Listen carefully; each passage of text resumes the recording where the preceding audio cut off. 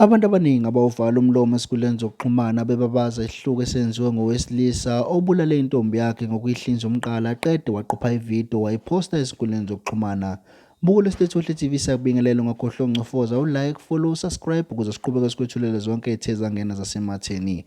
Kanti udaba esibika ngalo libika ukuthi abantu abaningi abawuvala umlomo bebabaza isihluku esenziwe ngumlisi ogama lakhe linguSibusiso Lawrence nosekusabalale ividiyo yakhe esikhundleni zokuxhumana ayiqophe ngemva kokuba ebulale lo bekade ethandana naye ngokumhlinza umqala.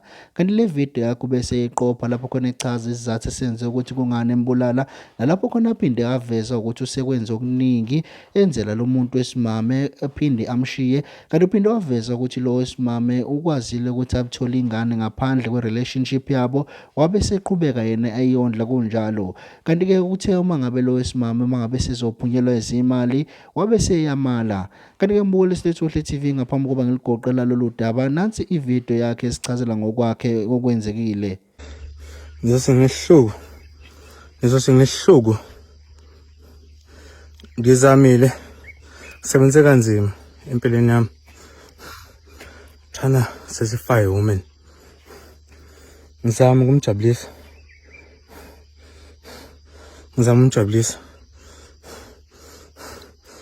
ngizama ukuthi umuntu osifazane ajabule. Ngizame kanzima, ngiluze into eziningi, lots of money, lots of everything,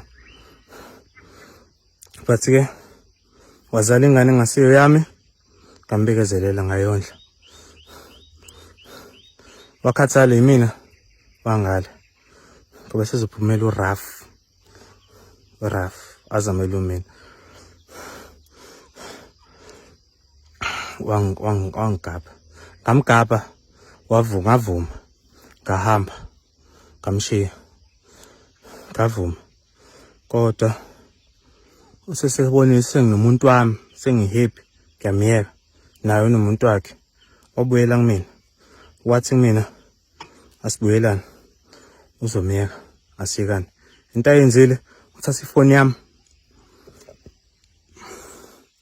wasapha umuntu wami, wamkhombisa ividiyo ukuthi unami.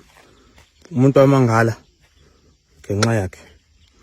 Mase fasibuyelane siqhubeke nempilo, wangapha naye ngasala kanjalo.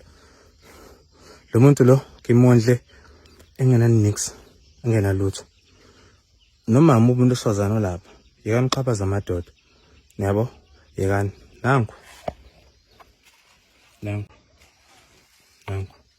futhi anginehluku, unasihluku, decide ukuthi angixhaphaze, asixhaphazane. Impilo yethu siyayiqeda manje.